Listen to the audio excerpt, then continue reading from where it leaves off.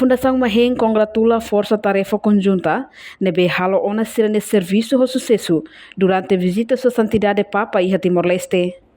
Diretor Fundação Maheng, Nelson Belo, ba jornalista sira, e haneknar fatim bairro dos Grilos, dele terça-feira, Lawrence no Loresinhito, fulan setembro tinangne.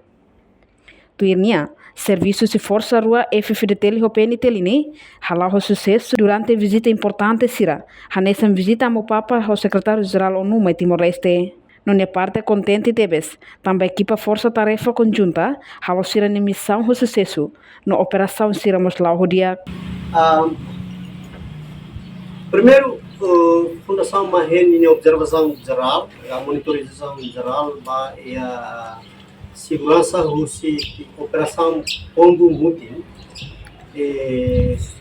a minha cara parabeniza, congratula a operação segurança Konjunta, né, bem, mas Susesu, né, primeira vez, e tem evento importante para o estado, promoção para o povo da religião católica.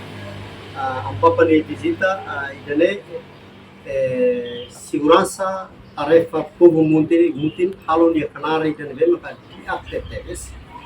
Usi capital Dili to iha fronteira internacional sira nessa pasinia no iha raiketan sira neva quase que lá dia lá resista incidente fatal ida ba iha assunto ida ne tamane maka Fundação Maheng parabeniza no patrulho congratula ba segurança tarefa povo mutin.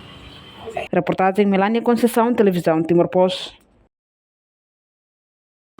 Janela informação ba emogoto.